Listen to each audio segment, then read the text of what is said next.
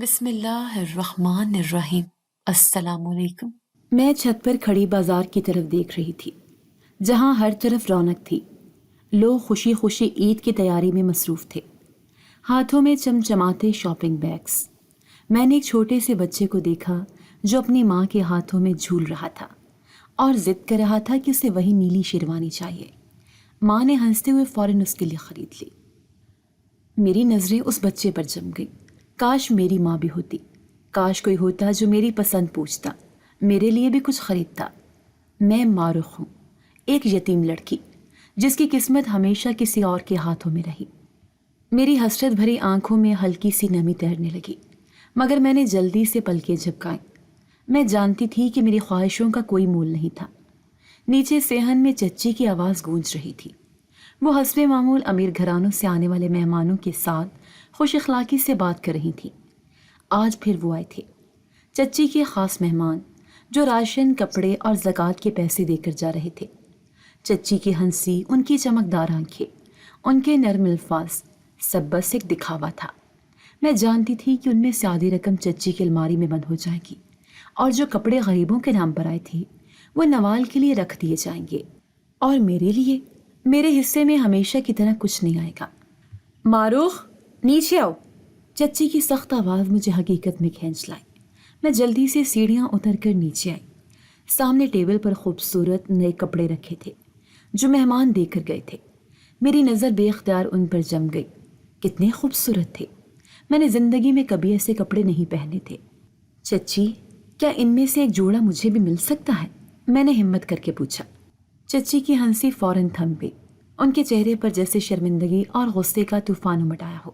میں نے مہمانوں کی طرف دیکھا جو حیرت سے مجھے دیکھ رہے تھے۔ یہ تم نے کیا کہا؟ چچی کی آواز کاٹدار ہو گئی۔ بس ایک جوڑا چچی؟ میری آواز لرز گئی جیسے میں نے کوئی بہت بڑا گناہ کر دیا ہو۔ چچی کا چہرہ غصے سے سرخ ہو گیا۔ اگلے ہی لمحے انہوں نے میرا بازو پکڑا اور مجھے زور سے اندر دھکیل دیا۔ بدتمیز لڑکی، تمہیں تو کوئی شرم ہی نہیں، میرے مہمانوں کے سامنے بھکاریوں کی طرح چیزیں مانگ رہی ہو۔ اندر جا کر بیٹھو اور آئندہ ایسی حرکت مت کرنا۔ میں زمین پر گر گئی، میری آنکھوں میں آنسو آ گئے۔ مجھے لگا سب مہمان یہ منظر دیکھ کر خاموش ہو گئے تھے۔ شاید انہیں مجھ پر ترس آیا ہو، شاید نہیں، مگر ایک نظر جو مجھے اب بھی دیکھ رہی تھی وہ کاغان سکندر کی تھی۔ وہ ایک لمحے کے لیے خاموشی سے مجھے دیکھ رہا تھا، جیسے میری حالت کو سمجھنے کی کوشش کر رہا ہو۔ اس کی آنکھوں میں ترس یا ہمدردی تھی، یا شاید کچھ اور، مگر میں جانتی تھی کہ مجھے اس نظر سے کوئی امید نہیں رکھنی چاہیے۔ امیدیں تو ہمیشہ میری قسمت سے دھوکہ کھا چکی تھیں۔ میں نے اپنے آنسو پونچھے اور سر جھکا لیا۔ یہ دنیا ان کے لیے تھی جو عزت دار تھے، اور میں تو بس چچی کے لیے ایک ناپسندیدہ بوجھ تھی۔ میں صحن میں بکھری ہوئی چپلیں اور سامان سمیٹ رہی تھی، جبکہ چچی اب بھی مہمانوں کے تواضع میں مصروف تھی۔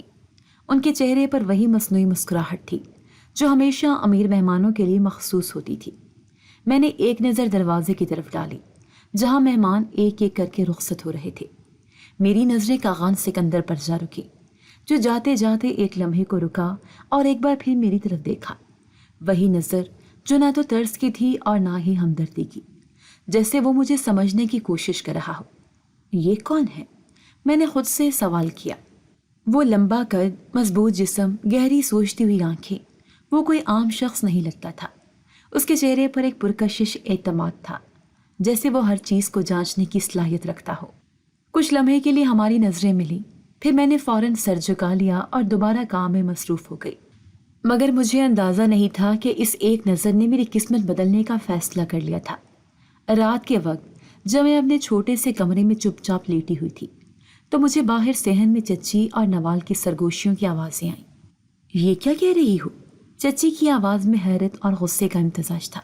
چچی، میں نے خود سنا ہے، کاغان بھائی نے رشتہ بھیجا ہے ماروخ کے لیے۔ نوال کی آواز حیرانی سے لرز رہی تھی۔ میرا دل ایک لمحے کو رک گیا۔ رشتہ میرے لیے؟ یہ تو ایسا تھا جیسے کسی خواب کو حقیقت میں بدل دیا گیا ہو، مگر یہ خواب میرا نہیں تھا، نہ میں نے کبھی ایسا سوچا تھا۔ یہ ناممکن ہے، چچی نے غصے سے کہا۔ یہ کیسے ہو سکتا ہے کہ کاغان جیسے آدمی کو میری نوال کی بجائے وہ یتیم لڑکی پسند آ جائے؟ میں نے نوال کی سانس رکتی محسوس کی۔ میں اب سمجھ گئی تھی کہ یہ چچی کے لیے صرف حیرانی کی بات نہیں تھی بلکہ ان کے غرور پر چوٹ تھی۔ نوال کاغان کو پسند کرتی تھی، لیکن چچی انہوں نے صاف صاف کہا ہے کہ انہیں ماروخ پسند آئی ہے اور وہ اسی سے شادی کریں گے۔ نوال کی آواز میں بے بسی تھی۔ میں نے اپنی مٹھیاں سختی سے بند کر لی۔ اگلی صبح چچی کا چہرہ سخت اور سپاٹ تھا، وہ کسی گہری سوچ میں گم لگ رہی تھی۔ نوال کی آنکھیں سرخ تھیں جیسے وہ ساری رات روئی ہو۔ ماروخ، چچی نے مجھے بلایا۔ میں جلدی سے صحن میں پہنچی۔ جی چچی۔ وہ میری طرف دیکھ کر ہنسی، مگر اس ہنسی میں زہر کی آمیزش تھی۔ تمہارے لیے کاغان سکندر کا رشتہ آیا ہے۔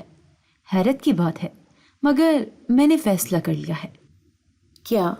میرے منہ سے بے اختیار نکلا۔ میں یہ رشتہ قبول کر رہی ہوں، چچی نے زبردستی مسکراتے ہوئے کہا، لیکن یاد رکھنا یہ شادی میری مرضی سے ہوگی اور جو کچھ بھی ہوگا میری شرائط پر ہوگا۔ میرا دل تیزی سے دھڑکنے لگا۔ یہ شادی کیا واقعی ایک نیا آغاز ہوگی یا پھر ایک اور چال؟ رشتہ طے ہونے کے بعد گھر کا ماحول یکسر بدل چکا تھا۔ چچی کا رویہ اب بھی سرد تھا، مگر انہوں نے حیران کن طور پر مجھ سے کوئی خاص سختی نہیں کی۔ شاید وہ موقع کی تلاش میں تھی، مگر میں نے موقع نہیں دیکھا، میں نے صرف ایک دعا قبول ہوتے دیکھی۔ کاغان سکندر جیسے شخص کا میرے لیے رشتہ آنا کسی معجزے سے کم نہیں تھا۔ میں نے کبھی اس بارے میں سوچا بھی نہیں تھا کہ میری قسمت میں ایسا کچھ لکھا ہوگا۔ اور پھر وہ لمحہ آیا جب شادی کی تیاریوں کا آغاز ہوا۔ عید قریب آ رہی تھی اور اسی کے ساتھ میرے لیے تحفے بھی آنا شروع ہو گئے۔ کاغان کی طرف سے قیمتی لباس، جوتے اور زیورات بھیجے گئے۔ جب پہلا ڈبہ کھولا گیا تو میری آنکھوں میں خوشی کی چمک آ گئی۔ وہ سرخ اور سنہری کام والا جوڑا، وہ چمچماتے جوتے، میں نے زندگی میں ایسا کچھ اپنے لیے کبھی نہیں دیکھا تھا۔ کیا یہ سب واقعی میرے لیے تھا؟ میں نے بے یقینی سے چچی کی طرف دیکھا۔ انہوں نے ایک نظر مجھ پر ڈالی، پھر ہلکا سا مسکرائیں، مگر ان کی آنکھوں میں کچھ تھا، کچھ ایسا جو میرے دل کو بے چین کر گیا۔ یہ سب بہت خوبصورت ہے نا؟ چچی نے نرمی سے کہا۔ میں نے سر ہلایا۔ جی، بہت زیادہ۔ چچی نے ایک لمحہ توقف کیا، پھر ایک صفاقی بھری مسکراہٹ کے ساتھ بولی، یہ سب نوال کے لیے ہے۔ میری آنکھوں میں جیسے دھند سی چھا گئی۔ کیا؟ میری آواز کانپ گئی۔ ہاں، تمہیں کیا لگا تھا یہ سب تمہارے لیے ہے؟ تم اتنی قیمتی چیزوں کے لائق ہو؟ چچی نے تلخی سے کہا، یہ سب میری نوال پہنے گی کیونکہ وہی ان چیزوں کے قابل ہے۔ میرے ہاتھ سرد پڑ گئے۔ لیکن چچی، یہ سب کاغان بھائی نے میرے لیے بھیجا ہے، میں نے ہمت کر کے کہا۔ چچی نے ایک زہر خند مسکراہٹ کے ساتھ میری طرف دیکھا۔ تو کیا وہ خود آ کر دیکھیں گے کہ کون کیا پہن رہا ہے؟ تمہاری حیثیت میری اجازت کے بغیر کچھ بھی نہیں ہے ماروخ۔ میری نظریں بے اختیار نوال کی طرف گئیں، جو سب دیکھ کر خاموش کھڑی تھی۔ اس کے چہرے پر کچھ ایسا تھا جیسے وہ یہ سب جانتی ہو، جیسے وہ خود اس فیصلے سے خوش ہو۔ چچی نے ہمیشہ میری قسمت کو اپنی مٹھی میں رکھا تھا اور اب بھی وہی ہو رہا تھا۔ میں بس ایک مہرہ تھی جسے وہ اپنی مرضی سے استعمال کر رہی تھی۔ رات کے وقت میں نے وہ کپڑے اپنے ہاتھوں میں لیے جو چچی نے میرے لیے رکھے تھے، پرانے، بوسیدہ اور بے رونق۔ یہ میرا مقدر تھا۔ میری آنکھوں میں آنسو آ گئے، مگر میں نے انہیں پونچھ دیا۔ میں نے خود کو سمجھا لیا تھا کہ یہ سب میرے نصیب میں نہیں تھا۔ شاید میں ہی غلط تھی جو ایک لمحے کو یہ سوچ بیٹھی تھی کہ میرا بھی کوئی حق بنتا ہے۔ اگلے دن جب کاغان سکندر ایک رسمی ملاقات کے لیے چچی کے گھر آیا تو اس کی نظریں فوراً نوال پر جا پڑیں۔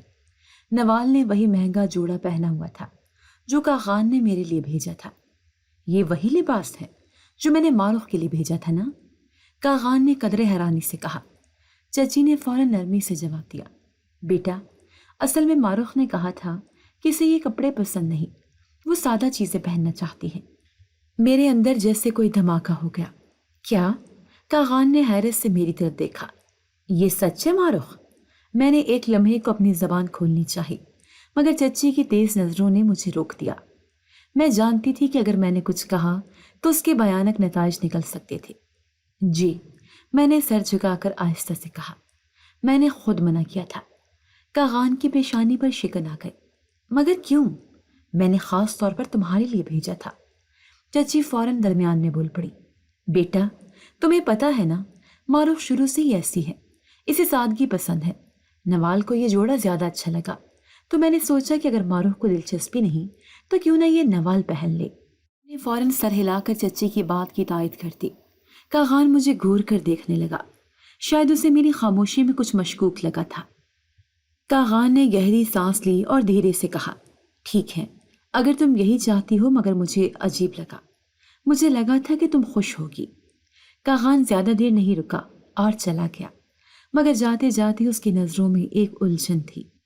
وہ شاید کچھ سمجھنے کی کوشش کر رہا تھا، مگر چچی کی چالاکی نے اسے الجھا دیا تھا۔ جیسے ہی دروازہ بند ہوا، چچی نے مجھے بازو سے پکڑ کر کھینچ لیا۔ دیکھا، ایک لفظ بھی منہ سے نہیں نکلا۔ وہ زہر بھرے لہجے میں بولی، اگر تم کچھ کہتی تو یاد رکھنا، یہ رشتہ تمہاری قسمت سے ہمیشہ کے لیے مٹ جاتا۔ میں نے نم آنکھوں سے چچی کو دیکھا جو اپنی جیت پر مسکرا رہی تھی۔ شادی کا دن آ گیا تھا، مگر میرے دل میں خوشی کی کوئی لہر نہیں تھی۔ میں اپنے چھوٹے سے کمرے میں بیٹھی انہی پرانے کپڑوں میں تھی جو ہمیشہ میری پہچان رہے تھے۔ باہر شادی کی دھوم مچی ہوئی تھی، مہمان آ رہے تھے، چچی ہر چیز کا خاص خیال رکھ رہی تھی، اور نوال، وہ دلہن بنی بیٹھی تھی۔ میری حالت ایسی تھی جیسے کوئی بے جان شے ہو۔ میں نہ دلہن بنی، نہ مہندی لگی، اور نہ ہی وہ خوشیوں کی چمک میرے چہرے پر تھی جو ہر دلہن کے مقدر میں لکھی ہوتی ہے۔ لیکن مجھے نہیں معلوم تھا کہ اصل قیامت ابھی باقی تھی۔ معروف، ذرا میرے ساتھ آؤ، چچی نے اندر آ کر سخت لہجے میں کہا۔ میں دھیرے سے اٹھی اور ان کے پیچھے چل دی۔ وہ مجھے گھر کے اندرونی حصے کے کمرے میں لے آئیں۔ جیسے ہی میں اندر داخل ہوئی، انہوں نے دروازہ زور سے بند کر دیا اور باہر سے کنڈی لگا دی۔ چچی، یہ کیا کر رہی ہیں؟ میں نے دروازے پر ہاتھ مارا۔ چچی کی صفاق ہنسی دروازے کے پار سے سنائی دی۔ تم کیا سوچ رہی تھی معروف، کہ میں تمہیں نوال کی جگہ دے دوں گی؟ میرا دل زور سے دھڑکنے لگا۔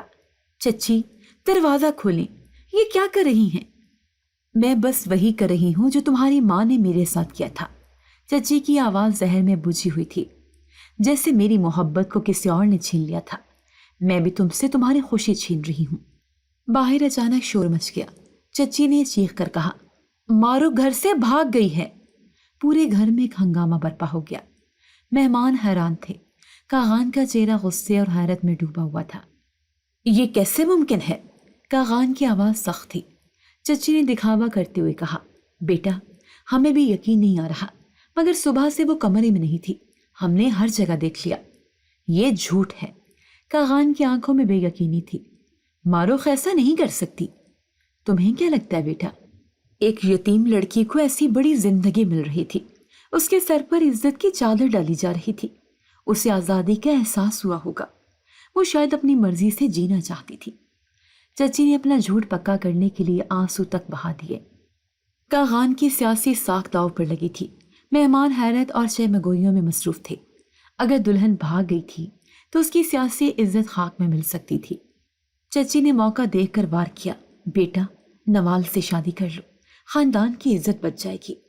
کاغان کی نظروں میں تذبذب تھا، مگر حالات نے اسے گھیر لیا تھا۔ اس نے گہری سانس لی اور بوجھل دل کے ساتھ کہا، ٹھیک ہے۔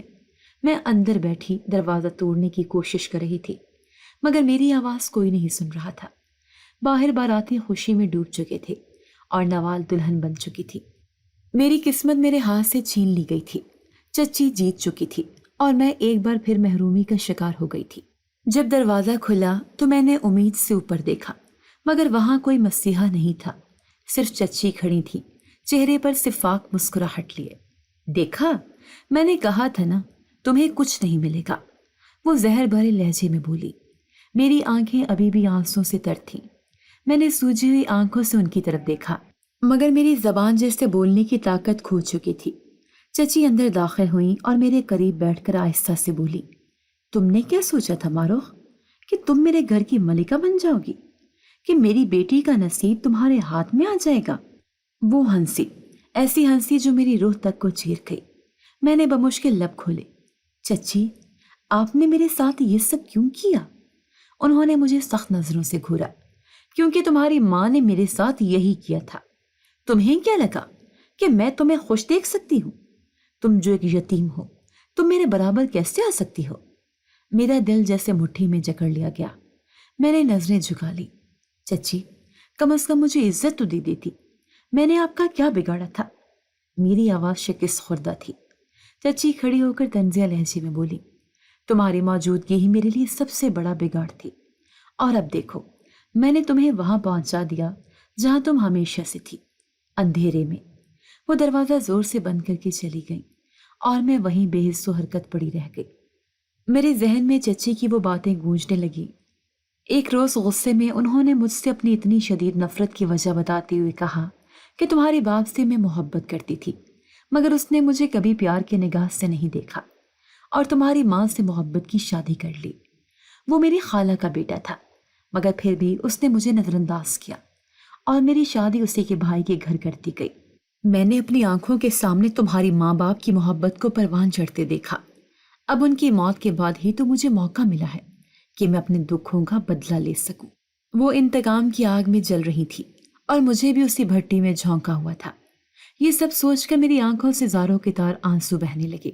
رات ڈھل چکی تھی، شادی ہو چکی تھی، نوال اب کاغان سکندر کی بیوی تھی، اور میں بس ایک پرانی یاد، ایک ماضی کا قصہ بن چکی تھی۔ میں نے سجدے میں گر کر دعا مانگی، اللہ اگر تو نے میرے لیے یہی مقدر لکھا تھا تو میں اسے قبول کرتی ہوں، مگر کیوں؟ میں نے تو صرف سچائی چاہی تھی، محبت نہیں، صرف عزت چاہی تھی، خوشیاں نہیں۔ اگر یہ بھی میرے نصیب میں نہیں تھا تو میرا قصور کیا تھا؟ میری ہچکیاں کمرے میں گونج رہی تھیں، مگر کوئی سننے والا نہیں تھا۔ اگلی صبح جب دروازہ کھلا تو چچی نے حقارت بھری نظر مجھ پر ڈالی اور کہا کہ چلو لڑکی، تمہاری قید کا وقت ختم ہو گیا ہے۔ میں نے الجھن اور پریشانی کے ملے جلے جذبات میں کہا، کہاں جاؤں چچی؟ تو چچی نے ایک طنزیہ مسکراہٹ کے ساتھ کہا، جہاں پہلے تھی، اپنی جگہ پر، اس جگہ جو صرف تمہارے لیے بنی ہے۔ ان کے لہجے میں چھپی تلخی میرا دل کاٹ دیتی تھی، مگر میرے پاس خاموشی کے سوا کوئی چارہ نہیں تھا۔ میں اب اس گھر میں رہ ضرور رہی تھی، مگر میرا وجود جیسے بے معنی ہو چکا تھا۔ نوال کی شادی کے بعد سب کچھ بدل گیا تھا۔ میں وہ بے جان چیز تھی جسے چچی نے کسی کونے میں رکھ چھوڑا تھا۔ چچی ان دنوں بہت پریشان نظر آ رہی تھی، ہر وقت فون پر کسی سے بحث میں الجھی رہتی۔ ایک دن میں نے انہیں نوال سے سرگوشیوں میں بات کرتے سنا۔ یہ تیمور کیا کر رہا ہے؟ وہ کیوں نہیں مان رہا؟ چچی غصے میں کہہ رہی تھی، امی وہ تو وہاں سیٹل ہونا چاہتا ہے، وہ کہہ رہا تھا کہ اس نے وہاں کسی کو پسند کر لیا ہے۔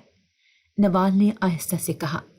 چچی کی سانس تیز ہو گئی، یہ نہیں ہو سکتا، میں نے اسے اعلیٰ تعلیم کے لیے امریکہ بھیجا تھا، نہ کہ کسی گوری کے پیچھے بھاگنے کے لیے۔ میرا دل دھک سے رہ گیا۔ یہ بات تیمور بھائی کے بارے میں تھی؟ تیمور چچی کا بیٹا تھا جو کئی سال پہلے امریکہ پڑھنے گیا تھا اور وہیں نوکری کر رہا تھا۔ وہ ہمیشہ ہی چچی کا لاڈلا رہا تھا اور وہ چاہتی تھیں کہ وہ واپس آ کر یہیں شادی کرے، مگر اب وہ کسی اور راستے پر جا چکا تھا۔ چچی نے کچھ دن تک خاموشی اختیار کی، مگر پھر ان کی نظروں میں وہی خطرناک چمک ابھری جو ہمیشہ کسی نئی سازش کا پیش خیمہ ہوتی تھی۔ نوال، اگر تیمور وہاں سے نہیں آ رہا تو ہمیں اسے باندھنا ہوگا، ہمیں ایسا کرنا ہوگا کہ وہ خود پاکستان آنے پر مجبور ہو جائے۔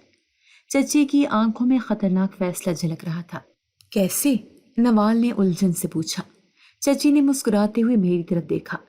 میں جو دروازے کے قریب کھڑی تھی، ان کی سرد لہجے سے ہی جان گئی کہ بات مجھ پر ہونے والی تھی۔ ہم تیمور کی شادی کروا دیں گے، اور وہ بھی فوراً، چچی نے جیسے کوئی شطرنج کا مہرہ چلتے ہوئے کہا۔ نوال کی آنکھیں حیرت سے پھیل گئی، مگر امی وہ تو وہاں خوش ہے، وہ کبھی بھی زبردستی شادی نہیں کرے گا۔ چچی کی ہنسی میں ایک شیطانی رنگ تھا۔ جب سب کچھ طے ہو جائے گا تو وہ مجبور ہو کر مان جائے گا، اور لڑکی بھی ایسی ہوگی کہ وہ انکار نہ کر سکے۔ میں اندر تک کام گئی۔ مجھے اچانک ایک برا احساس ہونے لگا تھا۔ اور وہ لڑکی کون ہوگی؟ نوال نے پوچھا، جیسے وہ جواب سننا نہیں چاہتی تھی، مگر پھر بھی امید تھی کہ وہ میں نہ ہوں۔ چچی نے میری طرف دیکھ کر کہا، ماروخ۔ میرا پورا جسم برف کی طرح سرد پڑ گیا۔ یہ کیا کہہ رہی تھی؟ میری شادی تیمور سے؟ وہی تیمور جو ہمیشہ مجھ سے نفرت کرتا تھا، جو اپنی بہن کی طرح مجھ پر حکم چلاتا تھا، وہی تیمور جس کی طبیعت ہمیشہ سے بگڑی ہوئی تھی۔ چچی، میں ایسا نہیں کر سکتی، میں نے ہمت کر کے کہا۔ چچی نے غصے سے مجھے گھورا، تمہارے پاس کوئی اختیار نہیں ماروخ، میں نے فیصلہ کر لیا ہے اور یہ شادی ہو کر رہے گی۔ مگر تیمور بھائی نے تو خود کسی کو پسند کیا ہے، میں نے بے بسی سے کہا۔ چچی کا چہرہ سخت ہو گیا۔ اور میں تمہیں پسند نہیں کرتی تھی، مگر تم میری بہو بننے چلی تھی نا۔ اب میں دیکھتی ہوں کہ وہ کیسے انکار کرتا ہے۔ نوال نے ایک پل کے لیے مجھ پر نظر ڈالی، شاید اسے مجھ پر ترس آیا، مگر وہ کچھ نہ بولی۔ چچی نے مجھے سختی سے پکڑ کر کہا، میں نے تمہیں اس گھر میں رہنے دیا، کھانے کو دیا، اب تمہیں اس احسان کا بدلہ چکانا ہوگا۔ میرا دماغ سن ہو گیا۔ میں جانتی تھی کہ چچی جو کہتی ہیں وہ کر کے رہتی ہیں۔ چچی نے جو فیصلہ کر لیا تھا وہ پتھر کی لکیر بن گیا تھا۔ اور پھر وہ دن آ ہی گیا جب تیمور کو پاکستان واپس بلایا گیا۔ تیمور جیسے ہی ایئرپورٹ سے نکلا، چچی نے اسے گلے لگا لیا۔ وہ ان کے لاڈلے بیٹے تھے جس کے لیے وہ کسی بھی حد تک جا سکتی تھی، مگر تیمور کا چہرہ سخت تھا۔ وہ جانتا تھا کہ اسے ایک جال میں پھنسایا گیا ہے۔ امی، یہ سب کیا ہے؟ آپ نے مجھے کہا تھا کہ گھر آنا ضروری ہے، مگر اب پتہ چلا کہ میری شادی زبردستی طے کر دی گئی ہے۔ تیمور غصے سے بولا۔ چچی نے ایک اداکاری بھرا آہ بھرا اور بولی، بیٹا یہ سب تمہارے بھلے کے لیے ہے، تمہیں تو اندازہ بھی نہیں کہ وہ گوری تمہاری زندگی برباد کر دے گی۔ میں تمہارے لیے وہی چاہتی ہوں جو تمہارے خاندان کی عزت کے مطابق ہو۔ امی، میں نے کبھی معروف کے بارے میں نہیں سوچا اور نہ ہی میں اس سے شادی کرنا چاہتا ہوں۔ تیمور کا لہجہ سخت تھا۔ تمہیں کرنا پڑے گی، چچی نے حتمی انداز میں کہا، اور بس جیسے تیمور کے پاس کوئی راستہ نہیں بچا تھا۔ میری دنیا جیسے ختم ہو چکی تھی۔ میں سادہ سے لباس میں نگاہ کے کمرے میں بیٹھی تھی۔ میری آنکھیں بے جان تھی، مجھے کچھ محسوس ہی نہیں ہو رہا تھا۔ قبول ہے؟ مولوی صاحب نے تیمور سے پوچھا۔ تیمور کے چہرے پر غصہ تھا، بیزاری تھی اور سختی تھی۔ قبول ہے۔ یہ الفاظ ایک زہر کی طرح میرے اندر اتر گئے۔ یہ شادی میرے لیے خوشی کی خبر نہیں تھی، بلکہ ایک قید تھی، ایک اور آزمائش، ایک اور سزا۔ جب نکاح مکمل ہوا تو چچی کی آنکھوں میں فخر اور جیت تھی، جیسے وہ ایک بڑی جنگ جیت چکی ہوں۔ نوال کے چہرے پر کوئی تاثر نہیں تھا، اور تیمور، اس کے چہرے پر نفرت کی پرچھائیاں تھیں۔ میں تیمور کے کمرے میں بیٹھی تھی، خاموش، بے حس۔ میں نے خود کو سمجھا لیا تھا کہ یہ سب میرے نصیب میں لکھا تھا۔ دروازہ دھڑم سے کھلا اور تیمور اندر داخل ہوا۔ اس کے قدموں کی آواز میرے دل کی دھڑکن سے زیادہ تیز تھی۔ دیکھو ماروخ، ایک بات کان کھول کر سن لو۔ اس کی آواز میں زہر گھلا ہوا تھا۔ میں نے دھیرے سے سر اٹھایا۔ وہ میری طرف سخت نظروں سے دیکھ رہا تھا۔ یہ شادی میری مرضی سے نہیں ہوئی، میں نے تمہیں قبول نہیں کیا اور نہ ہی کبھی کروں گا۔ میرے دل کی دھڑکن لمحے بھر کو رک گئی، مگر میں خاموش رہی۔ تمہیں لگتا ہے کہ تمہیں میری بیوی کہلانے کا حق مل گیا ہے؟ غلط فہمی میں مت رہو۔ وہ قریب آیا اور میری طرف انگلی اٹھا کر بولا، تم صرف ایک بوجھ ہو جو مجھے زبردستی دے دیا گیا ہے۔ میری آنکھیں نم ہو گئی، مگر میں نے کوئی جواب نہیں دیا۔ میں جانتی تھی کہ مجھے اس زہر کو بھی چپ چاپ پی جانا ہے۔ چچی اب پہلے سے زیادہ بے رحم ہو چکی تھی۔ انہیں شاید لگتا تھا کہ میں نے ایک بار پھر ان کے خاندان میں جگہ بنا لی ہے، اور وہ مجھے اس کی سزا دینا چاہتی تھی۔ اٹھو سست لڑکی، چچی نے ایک دن مجھ پر پانی پھینک دیا جب میں فجر کے بعد تھوڑی دیر کے لیے لیٹ گئی تھی۔ اس گھر میں آرام کرنا تمہارے نصیب میں نہیں ہے۔ میں نے کپڑوں سے پانی جھاڑا اور خاموشی سے کچن کی طرف چل دی۔ تمہیں یہ ساری نوکریاں کرنے کی عادت ڈالنی ہوگی، کیونکہ اس گھر میں تمہاری حیثیت ایک نوکرانی سے زیادہ نہیں۔ چچی کی طنزی آواز میرے پیچھے گونجی۔ میں نے کوئی جواب نہیں دیا۔ اب میرا کوئی خواب نہیں تھا، کوئی خواہش نہیں تھی، کوئی گلہ نہیں تھا۔ تیمور نے بھی اپنی زندگی مجھ سے بالکل الگ کر لی تھی۔ وہ دیر تک باہر رہتا، گھر آ کر سیدھا اپنے کمرے میں چلا جاتا، اور مجھے نظر انداز کرنا جیسے اس کے لیے سب سے آسان کام تھا۔ مگر پھر بھی کچھ لمحے ایسے آتے جب مجھے لگتا تھا کہ شاید وہ بالکل بے حس نہیں ہے۔ ایک دن میں بہت بیمار ہو گئی تھی۔ چچی نے مجھے دوا دینے کے بجائے کام کرنے پر مجبور کیا۔ میری ہمت جواب دے رہی تھی، مگر میں نے ہونٹ سی لیے اور خود کو گھسیٹتی رہی۔ اس رات جب سب سو چکے تھے، میں نے اپنے کمرے میں پانی لینے کے لیے ہاتھ بڑھایا تو حیران رہ گئی۔ بیڈ کے کنارے پر دوائیاں رکھی ہوئی تھیں۔ میں نے یہ کب رکھی؟ میں نے ارد گرد دیکھا، کمرے میں اندھیرا تھا۔ باہر ہلکی روشنی میں تیمور کا سایہ نظر آ رہا تھا، جو دروازے کے قریب چند لمحے رکا، پھر بنا کچھ کہے چلا گیا۔ یہ پہلی بار نہیں تھا۔ کبھی جب میں سخت گرمی میں گھر کے کام کر رہی ہوتی تو اچانک پانی کا ایک گلاس چپکے سے ٹیبل پر رکھا ہوتا۔ کبھی کوئی چیز جو مجھ سے گرتی، تیمور خاموشی سے آ کر اٹھا دیتا، مگر ایک لفظ کہے بغیر۔ وہ کھل کر کچھ نہیں کرتا تھا، مگر وہ ہر بار چھپ کر مدد کرتا تھا۔ مگر کیوں؟ اگر اسے میرا وجود ناگوار تھا تو پھر یہ ہمدردی کیوں؟ میں نے ایک رات دعا مانگتے ہوئے سوچا، اللہ اگر میں واقعی اس امتحان کے لیے بنی ہوں تو مجھے ہمت دے، مگر اگر تیمور کے دل میں میرے لیے کچھ بھی رحم ہے تو اسے میرا سہارا بنا دے۔ مگر تیمور شاید خود الجھا ہوا تھا، وہ کبھی میری اذیت دے کر خاموش رہتا، کبھی چھپ کر میری مدد کر دیتا، اور میں نے خود کو اس خاموش اذیت کے حوالے کر دیا تھا۔ شادی کے کچھ مہینے گزر چکے تھے، مگر میرے لیے سب کچھ ویسا ہی تھا۔ تیمور نے مجھے نہ کبھی قبول کیا، نہ ہی میری موجودگی کو محسوس کیا۔ چچی کا رویہ بدستور سخت تھا، اور گھر میں میری حیثیت اب بھی ایک بے وقت انسان کی تھی۔ لیکن وہ لمحہ جب میری جگہ نوال نے کاغان سکندر کی دلہن بننے کا شرف پایا تھا، وہ آج بھی میری روح میں کانٹوں کی طرح چبھتا تھا۔ کبھی کبھی جب میں کچن میں چائے بنا رہی ہوتی یا برتن دھو رہی ہوتی اور چچی خوشی خوشی نوال کی باتیں کر رہی ہوتی، تو مجھے لگتا جیسے میرا ماضی میرا مذاق اڑا رہا ہو۔ نوال اور کاغان کی جوڑی تو واقعی بہترین ہے، چچی فخر سے کہتی۔ دونوں اتنے خوش ہیں، دیکھو تو کتنی شان سے رہتی میری بیٹی۔ ہاں، وہ خوش تھی، وہی نوال جسے میری جگہ دے دی گئی تھی۔ پھر ایک دن جب ایسا لمحہ آیا جس نے میری حسرتوں کی آہ کو مزید ہوا دے دی۔ چچی کسی تقریب میں جا رہی تھی اور مجھے زبردستی اپنے ساتھ لے گئی، شاید اس لیے کہ میں وہاں جا کر خود کو مزید حقیر محسوس کروں۔ وہاں لوگوں کی بھیڑ میں میری نظریں ایک شخص پر جا رکی، کاغان سکندر۔ وہ اب بھی ویسا ہی تھا، باوقار، سنجیدہ اور بااعتماد۔ اس کے چہرے پر وہی کشش تھی جو پہلی بار میں نے دیکھی تھی، اور اس کے ساتھ کھڑی تھی نوال، چچی کی لاڈلی بیٹی، جسے میری جگہ دے دی گئی تھی۔ وہ بہترین لباس میں، قیمتی زیورات میں ایک خوشحال اور پرسکون زندگی گزار رہی تھی۔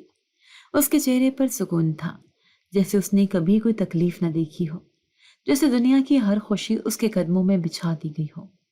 کاغان کی نظریں ایک لمحے کے لیے مجھ پر پڑیں۔ مجھے لگا جیسے وہ پل بھر کے لیے ٹھہر گیا ہو، جیسے کچھ سوچ رہا ہو۔ کیا اسے یاد تھا کہ میں کون ہوں، یا وہ بس حیران تھا کہ میں یہاں کیا کر رہی ہوں؟ مگر میں نے فوراً نظریں جھکا لیں۔ میں اس کی زندگی میں کبھی کچھ تھی ہی نہیں، تو پھر اب کیا فرق پڑتا تھا؟ چچی نے میری طرف ایک تضحیک بھری مسکراہٹ سے دیکھا، جیسے انہیں خوشی ہو کہ میں خود اپنی بے قدری دیکھ رہی ہوں۔ نوال اور کاغان سکندر کی خوشحال زندگی کا تذکرہ میرے ارد گرد گونجتا رہتا تھا۔ چچی کے لیے یہ فخر کی بات تھی کہ ان کی بیٹی ایک بڑی سیاسی شخصیت کی بیوی تھی، اور میں اس کہانی کا وہ کردار تھی جسے زمین بوس کر دیا گیا تھا۔ وہ ایک عام دن تھا، مگر چچی کا چہرہ غیر معمولی طور پر سخت اور پریشان نظر آ رہا تھا۔ گھر میں ایک عجیب سی بے چینی تھی، جیسے کوئی بڑا طوفان آنے والا ہو۔ امی، آپ نے یہ خبر سنی؟ نوال ہامتی ہوئی اندر داخل ہوئی۔ کون سی خبر؟ چچی نے فوراً اس کی طرف دیکھا۔ کاغان کے بارے میں سب کچھ جھوٹ تھا۔ نوال کی آواز میں لرزش تھی۔ میری آنکھیں حیرت سے پھیل گئی۔ کیا؟ چچی فوراً نوال کے پاس آئی اور اس کے کندھے تھام لیے۔ کیا بکواس کر رہی ہو؟ صاف صاف بتاؤ۔ نوال کے چہرے پر پریشانی لکھی تھی۔ کاغان پہلے سے شادی شدہ تھا امی۔ پورے گھر میں خاموشی چھا گئی۔ چچی کا چہرہ فک ہو گیا۔ یہ جھوٹ ہے، انہوں نے غصے سے کہا۔ نہیں امی، یہ سچ ہے۔ نوال کی آنکھوں میں آنسو آ گئے۔ کاغان کی بیوی لندن میں رہتی ہے، اور اس کے نام کاغان کی ساری جائیداد ہے۔ اسی لیے کاغان نے دوسری شادی کی تھی، تاکہ اسے وارث مل سکے، کیونکہ اس کی بیوی بانجھ ہے۔ میرے کانوں میں جیسے کوئی زوردار دھماکہ ہوا ہو۔ نوال کی سانس پھولی ہوئی تھی، جیسے اسے یقین آ رہا ہو کہ اس کے ساتھ یہ سب ہو چکا ہے۔ اس نے مجھے استعمال کیا امی، نوال نے غصے اور دکھ سے کہا۔ اس نے تمہیں، مجھے، سب کو دھوکہ دیا۔ اس نے مجھ سے شادی صرف اس لیے کی کیونکہ اسے وارث چاہیے تھا۔ میری آنکھوں میں بے ساختہ آنسو آ گئے۔ یہ وہ شخص تھا جس کے لیے چچی نے میری زندگی برباد کر دی۔ یہ وہ رشتہ تھا جسے میری قسمت سے زبردستی چھینا گیا تھا۔ چچی کی آنکھوں میں پہلی بار بے بسی نظر آئی۔ یہ کیسے ممکن ہے؟ کاغان ایسا کیسے کر سکتا ہے؟ امی، اس کے پاس سب کچھ تھا، مگر اسے ایک بیٹا چاہیے تھا۔ نوال کی آواز کپ کپا رہی تھی۔ مجھے نہیں معلوم تھا کہ میں ایک ایسے آدمی کے ساتھ بندھی ہوں جو صرف اپنے مقصد کے لیے دوسروں کو استعمال کرتا ہے۔ چچی نے جلدی سے کرسی سنبھالی۔ جیسے ان کے قدموں تلے زمین نکل گئی ہو۔ میں ایک کونے میں کھڑی سب کچھ سن رہی تھی۔ چچی نے میرا نصیب چھین لیا تھا، مگر اللہ نے مجھے بچا لیا تھا۔ کاغان سکندر کی حقیقت کھلنے کے بعد نوال کا سکون برباد ہو چکا تھا۔ وہ جو یہ سمجھتی تھی کہ اس نے ایک شاندار زندگی حاصل کر لی ہے، آج وہی زندگی ایک بھیانک خواب میں بدل چکی تھی۔ کچھ مہینے بعد جب نوال نے ایک بیٹے کو جنم دیا تو وہ خوشی سے بے حال تھی۔ اسے لگا تھا کہ شاید اب کاغان اسے عزت دے گا، اسے اپنی زندگی میں شامل کر لے گا، مگر اسے یہ معلوم نہیں تھا کہ وہ صرف ایک مہرہ تھی، محض ایک ذریعہ جس سے کاغان کو اس کا مطلوبہ وارث مل چکا تھا۔ بیٹے کی پیدائش کے چند ہفتوں بعد ہی نوال کے ہاتھ میں طلاق کی کاغذات تھے۔ یہ کیا ہے کاغان؟ نوال نے حیرت اور غصے سے چیختے ہوئے پوچھا۔ کاغان، جو ہمیشہ ٹھنڈے لہجے میں بات کرتا تھا، آج بھی بے رحمی سے مسکرا رہا تھا۔ یہ وہی ہے جس کے لیے میں نے تمہیں اپنی زندگی میں شامل کیا تھا نوال۔ اب میرا مقصد پورا ہو چکا ہے۔ نوال کے پیروں تلے زمین کھسک گئی۔ تم مجھ سے بیٹا لے کر مجھے چھوڑ رہے ہو؟ کاغان نے کندھے اچکائے۔ یہی تو تمہاری قسمت تھی نوال۔ تمہیں لگتا تھا کہ تم کسی کہانی کی شہزادی بنو گی؟ نہیں، تم صرف ایک ذریعہ تھی۔ میری بیوی کی گود خالی تھی اور میں اسے خوش کرنے کے لیے وارث چاہتا تھا۔ اب جب کہ وہ وارث مجھے مل چکا ہے تو تمہاری کوئی ضرورت نہیں رہی۔ نوال کو جیسے سانپ سونگھ گیا۔ یہ نا انصافی ہے، تم ایسا نہیں کر سکتے۔ وہ چیخ رہی تھی، رو رہی تھی، مگر کاغان نے صرف ایک حقارت بھری نظر ڈالی اور وکیل کو اشارہ کیا کہ وہ اسے گھر سے نکال دے۔ جب نوال طلاق کے کاغذات اور بے عزتی کے داغ کے ساتھ چچی کے گھر واپس آئی تو چچی کا غرور چکنا چور ہو گیا تھا۔ یہ سب ماروح کی وجہ سے ہوا، نوال نے روتے ہوئے کہا۔ اگر یہ میری زندگی میں نہ ہوتی تو کاغان مجھ سے شادی ہی نہ کرتا۔ چچی نے مجھے غضبناک نظروں سے دیکھا، جیسے وہ واقعی میری وجہ سے اپنی بیٹی کو برباد ہوتا دیکھ رہی تھی۔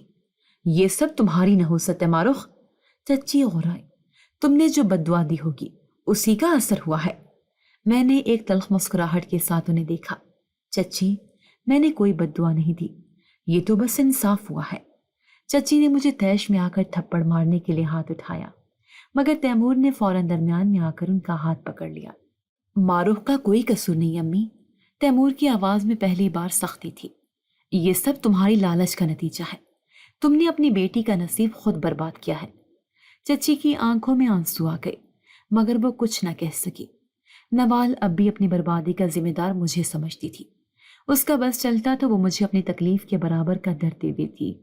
چچی، جو پہلے ہی اپنی شکست برداشت نہیں کر پا رہی تھی، اب اپنے آخری ہتھیار کے ساتھ میری زندگی پر آخری وار کرنے والی تھی۔ اگر میری بیٹی اجڑ گئی ہے تو میں ماروح کو بھی سکھ کا سانس نہیں لینے دوں گی۔ چچی کی آنکھوں میں جنون تھا۔ امی، آپ کو کچھ کرنا ہوگا، نوال نے تیزی سے کہا۔ ہمیں اسے بھی اسی تکلیف سے گزارنا ہوگا جس سے میں گزری ہوں۔ چچی کے چہرے پر ایک شیطانی مسکراہٹ ابھری۔ ایک طریقہ ہے، تیمور کو اس کے خلاف بھڑکانا ہوگا۔ نوال نے تیمور سے بات کرنے کا فیصلہ کیا۔ وہ اسے اپنے کمرے میں لے گئی جہاں اس نے آنسو بہانے کا ڈرامہ کیا۔ بھائی، تمہیں معلوم بھی ہے کہ میری طلاق کیوں ہوئی؟ نوال نے اپنی آواز کو توڑتے ہوئے کہا۔ تیمور نے اسے حیرت سے دیکھا۔ کیا مطلب؟ سب کو معلوم ہے کہ کاغان دھوکے باز تھا۔ نہیں بھائی، نوال نے فوراً کہا، یہ سب ماروح کی وجہ سے ہوا۔ وہ ہمیشہ کاغان کے قریب رہتی تھی، وہ اسے باتیں کرتی تھی، اور شاید اسی لیے کاغان نے مجھ سے شادی کی تھی، کیونکہ وہ ماروح کو کسی نہ کسی طرح اپنے قریب رکھنا چاہتا تھا۔ تیمور نے حیرت سے آنکھیں سکیڑ لی۔ یہ تم کیا کہہ رہی ہو نوال؟ تمہیں اندازہ بھی ہے کہ تم کس پر الزام لگا رہی ہو؟ میں جھوٹ نہیں بول رہی بھائی، نوال نے جھوٹی معصومیت سے کہا۔ تم نے کبھی سوچا کہ ماروح کے ساتھ ہمیشہ سب کچھ عجیب کیوں ہوتا ہے؟ وہ پہلے کاغان کو ملی، پھر تمہاری زندگی میں زبردستی داخل ہو گئی۔ تمہیں نہیں لگتا کہ اس نے ہمارے خاندان کی بربادی کی ہے؟ تیمور کے چہرے کے تاثرات بدلنے لگے۔ اس نے نوال کی طرف غور سے دیکھا، پھر سوچ میں پڑ گیا۔ اور امی بھی یہی چاہتی ہیں بھائی، وہ چاہتی ہیں کہ تم ماروح کو چھوڑ دو، وہ اس گھر کے قابل نہیں ہے۔ نوال نے آخری بار کیا۔ رات کو جب تیمور گھر آیا تو اس کا رویہ عجیب تھا، وہ خاموش تھا، مگر اس کے چہرے پر سختی تھی۔ میں نے محسوس کیا کہ وہ مجھ سے کچھ کہنا چاہتا تھا مگر رکا ہوا تھا۔ کیا ہوا؟ میں نے آہستہ سے پوچھا۔ तैमूर ने मुझे तेज नजरों से देखा। ये सब झूठ है ना? क्या? मैं हैरान हो गई। ये कि तुम्हारा कागान के साथ कोई ताल्लुक था? तैमूर की आवाज में सख्ती थी। मेरा दिल जोर से धड़का। ये सब झूठ है। तुम्हें भी यकीन है ना कि मैं ऐसा कुछ नहीं कर सकती? रात के वक्त तैमूर मेरे कमरे के दरवाजे पर खड़ा था, मगर वो अंदर नहीं आया। मैं जानती थी कि वो किसी फैसले की कश्मकश में मुब्तला था। क्या तुम वाकई सच कह रही हो? उसने दरवाजे से ही सवाल किया। मैंने बेख्तियार आंखें बंद कर ली। कितनी तकलीफ दे बात थी कि वो जिसे मेरी सच्चाई पर सबसे ज्यादा यकीन होना चाहिए था, वो भी मुझसे ये सवाल कर रहा था। मैंने आहिस्ता से कहा, तैमूर, मैंने सारी जिंदगी लोगों के फैसले सह लिए। अगर तुम भी उनकी बातों में आकर फैसला कर चुके हो तो मुझे मजीद सफाई देने की जरूरत नहीं। तैमूर खामोश हो गया। शायद उसने मेरे लहजे की थकन को महसूस कर लिया था। अगली सुबह चच्ची ने अपना आखिरी बार चलाया। तैमूर, इस लड़की को तलाक दे दो, चच्ची ने हतमी अंदाज में कहा। नवाल ने भी सर हिलाया। हाँ भाई, हमें इस घर में और कोई बदनामी नहीं चाहिए। मैं चुपचाप खड़ी सब कुछ सुन रही थी, मगर हैरत मुझे उस वक्त हुई जब तैमूर ने फौरन जवाब नहीं दिया। अगर मैं ऐसा ना करूं तो? तैमूर ने सर लहजे में कहा। चच्ची और नवाल दोनों के चेहरों पर हैरत फैल गई। क्या मतलब? चच्ची ने चीख कर कहा। तुम्हारा दिमाग खराब हो गया है? तुम इस लड़की के साथ रहोगे?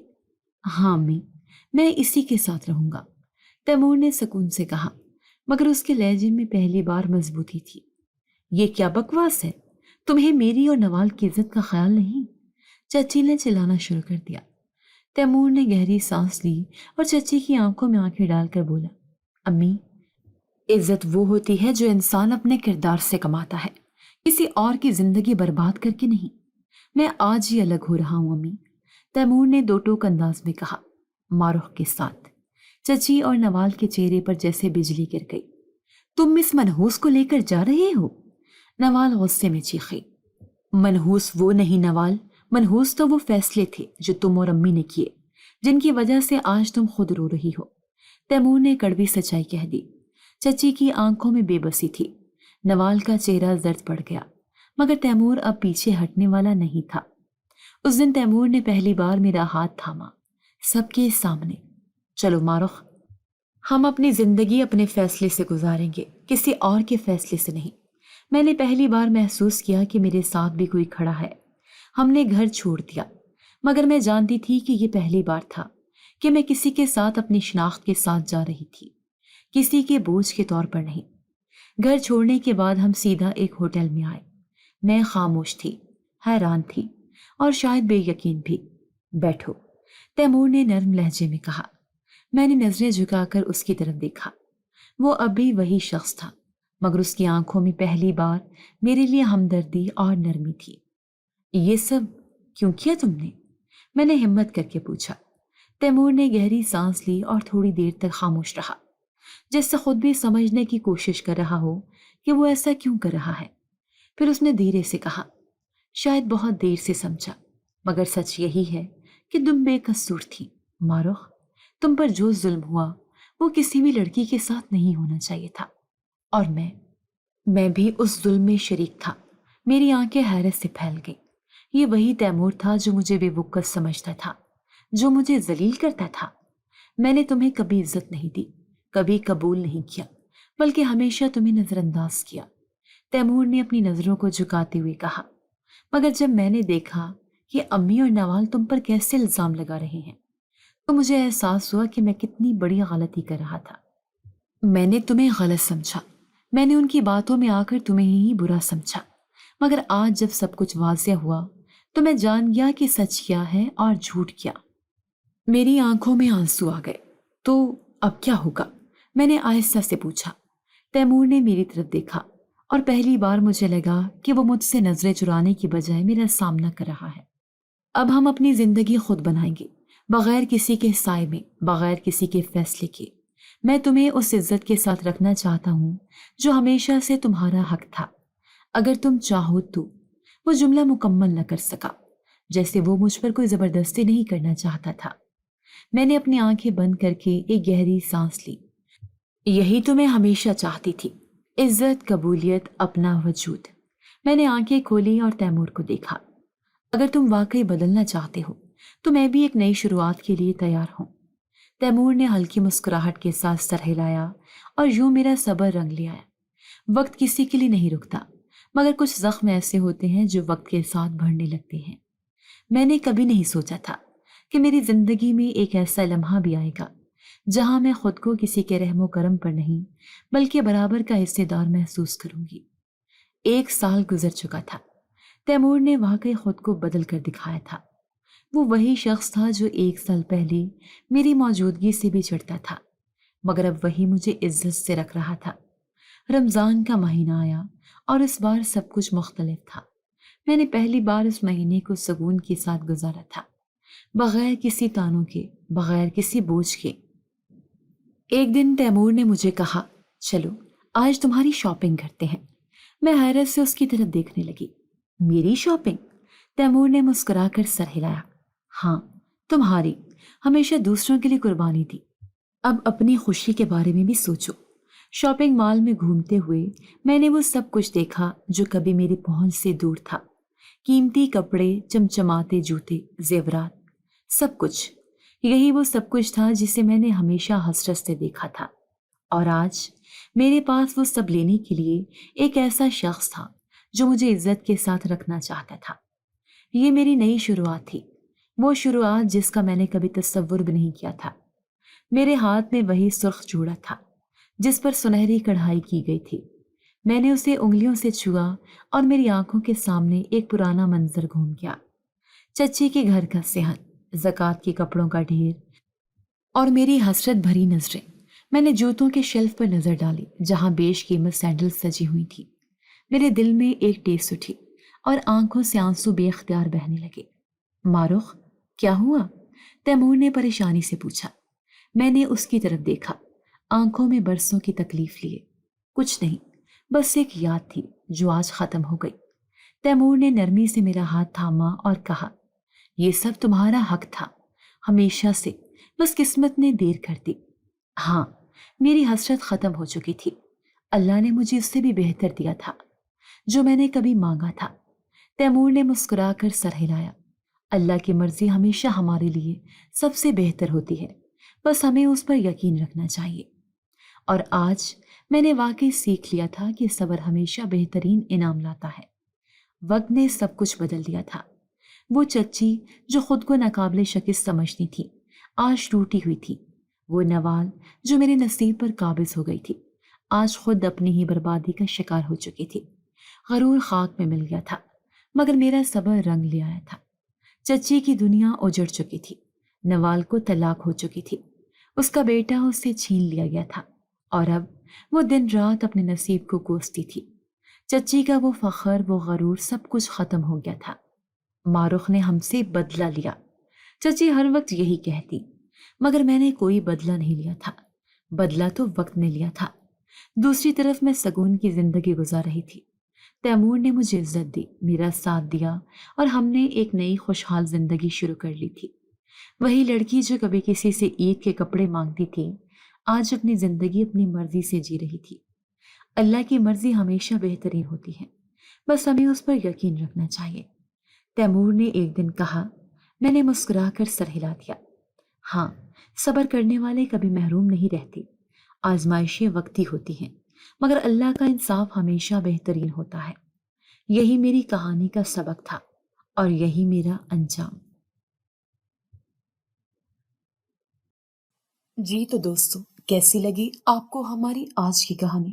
اپنی رائے کا اظہار ہمارے کمنٹس باکس میں ضرور کیجیے گا، اور اگر آپ کو ہماری ویڈیو پسند آئی ہے تو کر لیجیے ہمارے چینل کو سبسکرائب، ویڈیو کو لائک اور بیل آئیکن لازمی پریس کر لیجیے تاکہ ہر نئی آنے والی ویڈیو کا نوٹیفیکیشن آپ کو بر وقت موصول ہو سکے۔ ملتے ہیں ایسی ہی ایک سبق آموز کہانی کے ساتھ، تب تک کے لیے اللہ نگہبان۔